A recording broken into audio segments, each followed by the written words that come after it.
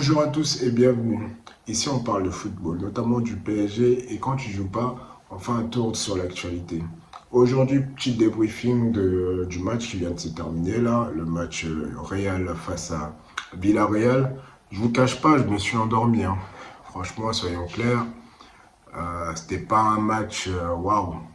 C'est un match maîtrisé de la part du Real qui a su tout simplement imposer son tempo face à une équipe de Villarreal avec deux trois joueurs qui étaient assez bons, notamment à la rentrée de Pepe. Mais prenons les choses au début. C'était un match, franchement, la première mi-temps, je me suis endormi, hein. La première mi-temps, c'était pas ouf, ni de la part du Real, ni de la part de Villarreal. Voilà, ça jouait à la petite baballe sans forcément amener plus d'action, amener plus de courses, etc. Et vraiment, ce qui est hallucinant, à chaque fois que je regarde le Real, c'est le jeu sans ballon. Ça me choque toujours. C'est que les mecs, ils attendent toujours la balle au pied. Ils font aucune course, même une course juste pour dire que vas-y, je vais me décaler. Comme ça, le gars va passer derrière moi et on va déséquilibrer l'adversaire comme ça. Et c'est pour ça que je comprends que ce Real, face à une grosse équipe qui met de l'intensité, bah, ils ont du mal. Ils ont du mal parce que au niveau des courses, de l'intensité, ils y sont pas. Et même, j'ai tiré un peu le regard, euh, la récupération. La récupération, des fois, les mecs au milieu, ils marchent. Des fois, les mecs, ils marchent. Après, il y a eu du bon. Il y a eu du bon. Après, moi, je suis pas un fan du Real, hein. Je le regarde de façon objective. Donc, certainement, des fans du Real vont venir me tacler en commentaire, en me disant que mêle-toi de tes affaires et tout. Mais voilà, je regarde de façon objective. Je me dis que ce Real, je ne les mettrai pas dans mes favoris en tout cas. Après, ils ont des individualités comme Vini qui revient petit à petit. On voit qu'ils commencent à mettre des siens, on voit qu'ils commencent à mettre de l'envie d'aller de l'avant, de provoquer, même s'il y a encore beaucoup de déchets dans son football, hein. Mais il essaye de redevenir un petit peu le Vini qu'on a connu. C'est un match assez intéressant. C'est un bon match de lui. D'ailleurs, il était élu homme du match. C'est pas pour rien. Mais voilà, il y a encore du boulot. Il y a encore du boulot euh, à faire, hein, pour Vini parce qu'il y a beaucoup trop de déchets. Et même des fois, je trouve qu'il touche trop la balle. De toute façon, dans mes autres vidéos, vous l'avez vu, hein, je le reproche des fois de trop garder la balle et de freiner des actions de contre. Donc voilà, mais c'est un très bon match de sa part, je trouve qu'il revient très bien. Si on passe à Mbappé, bah Mbappé, il n'y a rien à dire, hein. Mbappé, en ce moment, il est sur un autre monde.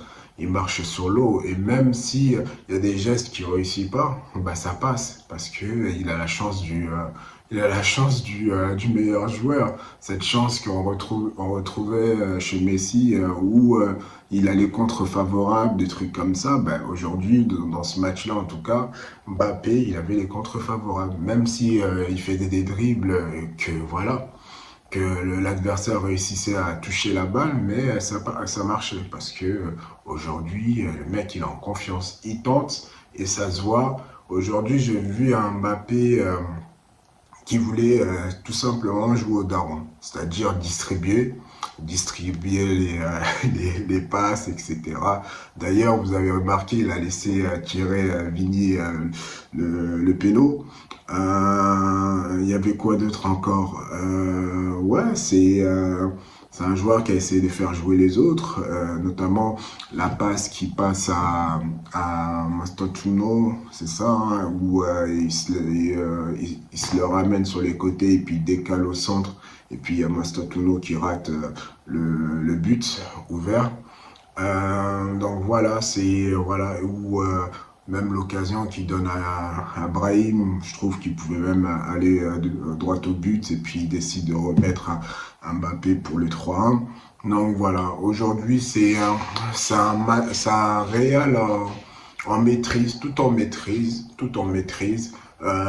Première mi-temps, franchement, il n'y a rien y a rien à grailler. C'est l'action de la première mi-temps, je crois que c'est Mbappé qui fait le décalage à Mastantuono. Et de l'autre côté, c'est l'attaquant de Villarreal, là, je me souviens plus de son nom, qui rate après une cavale droite au but, qui rate le face-à-face avec Courtois.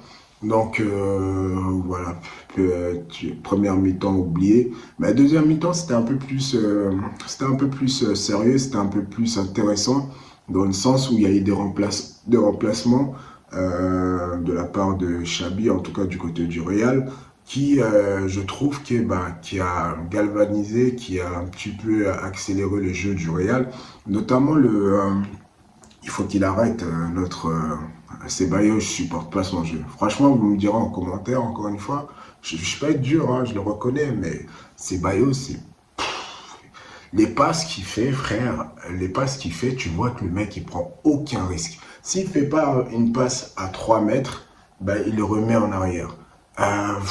Il prend aucun risque dans ses passes, aucune transversale, aucune passe pour déstabiliser l'adversaire. Son jeu, ça m'ennuie. Je sais même pas pourquoi on l'a mis titulaire. Et d'ailleurs, on a vu dès que les remplaçants, en fait, les remplaçants aujourd'hui, c'est les points positifs du Real, hein, où on peut voir que Camavinga, quand il est rentré, il a fait une bonne rentrée.